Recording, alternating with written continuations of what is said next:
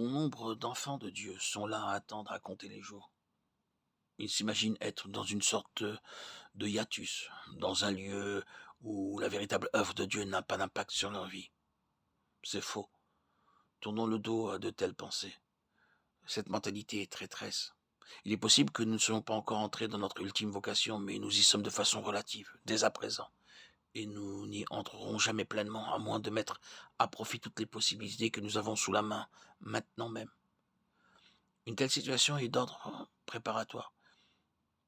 Si le Seigneur venait à nous disant, vois-tu, le temps actuel apparemment sans relief dans le caractère de l'œuvre est néanmoins prévu par moi pour te qualifier en vue d'une grande œuvre que j'en réserve, qui se déploiera au cours d'une année fixée d'avance, et au premier jour de cette année précise, tu t'engageras dans un vaste champ d'action. Nous mettrions aussitôt l'intervalle à profit pour nous préparer.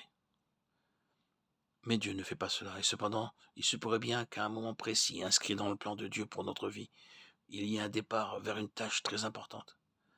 Mais il ne voudrait pas que nos cœurs soient en travail devant lui uniquement en raison de la portion de l'œuvre qui nous attend.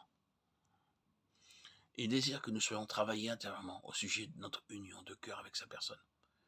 Il est si facile de rendre les gens diligents et sérieux lorsque vous leur donnez un travail précis à faire. À défaut de cela, il y a peu ou pas d'initiative personnelle en eux, qui les pousserait à prendre l'attitude suivante. Il est fort possible que Dieu ait quelque chose en vue, je n'en sais rien, mais je m'en je vais je m'en vais mettre à profit ce temps actuel pour lui, de sorte que je serai prêt s'il devait m'appeler le moment venu. Si seulement nous prenions cette attitude de nous rendre à l'évidence que de toute façon, nous avons partie liée avec le dessein de Dieu.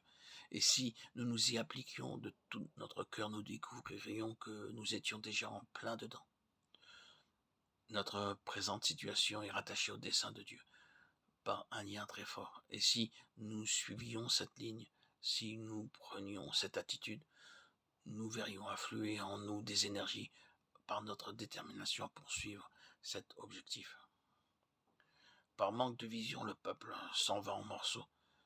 Ce n'est qu'une autre expression pour dire que la perte ou l'absence de la conscience d'un dessein signifie une perte de puissance. Rien n'est plus destructeur d'énergie que la perte du sentiment d'être gouverné par un dessein. Rien n'est plus démoralisant que de perdre le sens d'un dessein bien défini.